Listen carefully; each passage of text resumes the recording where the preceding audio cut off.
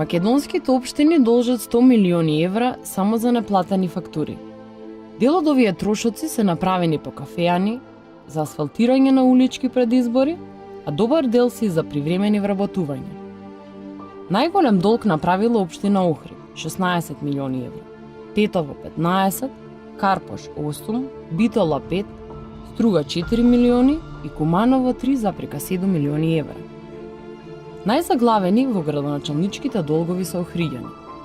Сметките за лошото раководење на општината треба да ги платат граѓаните. Така, секое охридско семејство за раскошното трошење на градоначалниците треба да плати по 1100 евра. Секое семејство во Демиркапија треба да плати по 800 евра, во Пехчево по 730, Тетово 700, Старо на Горичане 640 и Карпош по 530 евра. Мора да бидеме многу поодговорни. Мора државата да ги изостри мерките за одговорност. Не сме да им дозволува на градоначалниците, додворувајќи се во пресрет на изборите, да трошат многу повеќе пари од колку што реално ги имаат. Тоа е кривично дело и за тоа треба да се одговара, а никој кај нас не одговара. Оние локалните шерифи, градоначалникот и плюс ако има мнозинство, неговата партија во општината, работат што сакаат, без некоја вистинска контрола од централната власт. Во нашава држава, за жал, само два субјекти не одговараат политички, а се бираат на непосредни избори. Тоа се градоначалниците и парламентарците, односно членовите на парламентот. Тоа практика мора да престане, затоа што градоначалник кај нас знаеме, имавме со 4-то одделение, ние може и магаре да предложите, магаре како во Америка куќе бира за градоначалник, ама тоа е за локална заедница 100 луѓе, а не како например кај нас например за град Скопје или Куманово над 110.000 и така натака. Така што мора ние прво да ги утврдиме условите кој може да биде градоначалник и што е особено битно, услови кога градоначалникот може да биде разрешен. А дека општините се презадолжувале без никакви мерки и критериуми, потврдуваат и сегашните градоначалници. Претходниот градоначалник, предходното раководство на локалната самоуправа во Велес, 4 години, од 2013 до 2017 година, ниедна фактура не му платила на јавното предпријатие, со што општината станала борчлиот должник на јавното предпријатие за безмалку 1,5 милион евра. Најкарактеристичен беше примерот со Гостивар, каде што имаше 17% наплата. Може да замислите тоа како да живеете во комунизам, 17%. Значи никој ништо не плаќал, односно плаќале само 17% и затоа јавното предпријатие имало толкави огромни долгови. Незадоволен од работата на некои локални самоуправи е и министерот за информатичко општество и администрација. Треба да си ги оптимизираат трошоците, нормално треба да бидат адекватни на приходите. Владата на премиерот Зоран Заев за прв пат објави повик во кој 50% од долгот ќе го плати државата. За оваа намена од државната каса се обезбедени околу 50 милиони евра.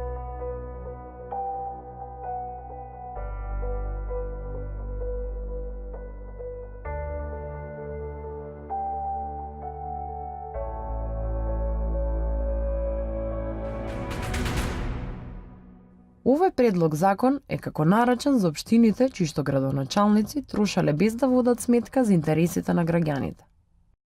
Ние како влада бевме исправени, значи пред предизвикот дека овие долгови биле наталожени со години назад. Каде ради вработени, каде ради X ситуации. Како е, тоа е фактичка состојба, парите се должат.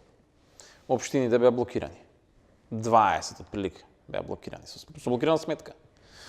И сега можевме да оставиме тоа така или да помогнеме да се одблокираат и сега нормално ќе бараме резултати. Ова не е нешто на што ќе треба да се надеваат повторно и следната година. Ова еднократно. Сега беше и кој знае кога. Најверојатно никогаш и не би требало да го има. Хаосот во финансирањето и функционирањето на општинската власт потикнува од сегашната законска регулатива и од желбите на централната власт. У Законот за локална самоуправа треба принципот на одговорност. Тој закон има доста недоречености, која што кажав. Со измена на закон, изборен закон, ние продолживме мандат за 5 месеци на градоначалници на совети, што е вон памет. Законот за локална самоуправа се носи со 2/3, тој е системски закон.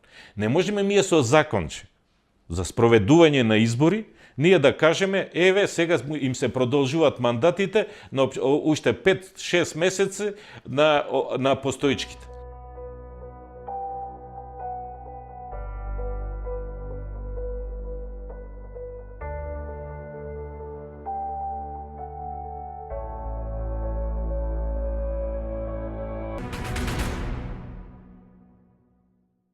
На списокот на најзадолжени и превработени локални самоуправи се наоѓаат едни исти општини. Ние имаме околу 90 вработени во општинската администрација, а општина Охрид, која е многу задолжена и со блокирана сметка во последните 20 на години и повеќе, која има сличен број на жители како Велес, има 240 вработени. Општина Карпош, која е нешто поголема од Велес, има 430 вработени, а има помали надлежности од Велес, затоа што во Велес и основните и средните училишта, детските градинки и институциите од културата се на локално ниво и територијалната противпожарна единица. Скопските општини ги немаат сите тие надлежности затоа што дел се под градот Скопје. Територијалната противпожарна единица, средните училишта, културните институции се на градско ниво, на општинско ниво во Скопје, само градинките и основните училишта се, што значи дека нема логика Карпош да има 430 вработени. Тоа значи дека е преполна општината со партиски заслужни кадри кои сериозно го оптеретуваат буџетот и така се направени меѓу другото и заради други некои неправилности долговите и сега не е фер државата да ги покрие долговите кои се направени од такви причини. Значи јас можам да бидам многу добар за 100-200 семејства од Велес и да го што се вика, да го одвртам вентилот и да дозволам да се вработат уште 100-200 луѓе. Меѓутоа, што би постигнал со тоа? Парите на граѓаните кои се сиромашни, како и стопанството, кои влегуваат во општинскиот буџет, мојата намера е да ги трошам за проекти за подобрување на квалитетот на живење на граѓаните, за водоводи, канализации, улици, патишта, а не за плати на заслужни партиски кадри. Чаре за градоначалниците кои бахато трошеле, а трошат и сега, има. Но централната власт не го спроведува за да ги спаси нивните партиски членови во градоначалничките фотели. Надлежните државни органи не ги преземаат сите со закон предвидени мерки за санкционирање на градоначалниците на општините кои имаат проблеми со финансиското работење. Извештаите на Државниот завод за ревизија за лошите состојби во финансиското работење и за злоупотребите на градоначалниците не ги земаат сериозно ниту јавното обвинителство, ниту финансиската полиција.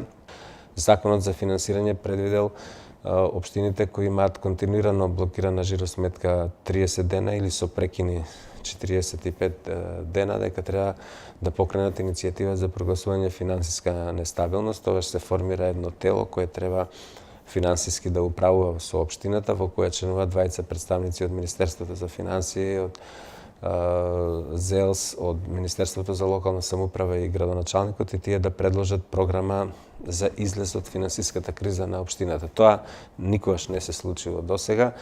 Огромни се долговите што ги имаат општините, ниеден градоначалник не е земен на одговорност, а владата одлучи да покрива со бакшиш средства големи долгови на општините.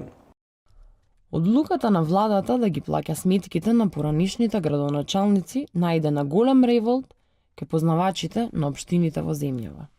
Наместо да се земе барем една варијанта да идеше, ова да им се репрограмира долгот, например, 10 години од буџетот да им се дадат пари, ама оние да ги вратат. Вака испостави, се врши пресек, еве ви 60 милиона, почнете од ново. Значи, ќе почнат овие се нови загуби да прават. Еднаш штом воспоставите лоша практика, ова е лоша практика, по мене владата што прави. Лошо ги менаџира општините. Ако општината нема пари, тоа не значи дека ќе се укине. Општината по стечај не може да иде, но едноставно има управа, времена управа, каде што централната власт ќе раководи со целокупните ресурси на општината. Градоначалникот астала виста ќе си оди. Тоа е најприродно, во сите земји е тоа. Едино во Македонија вој си седи, прима луѓе, претходните не ги брка, он негови, имам еве моја општина Карпош, 400 вработени, имаат нова зграда направија, не може да ја пуштат долгови, има 40-50 милиона евра и така натаму.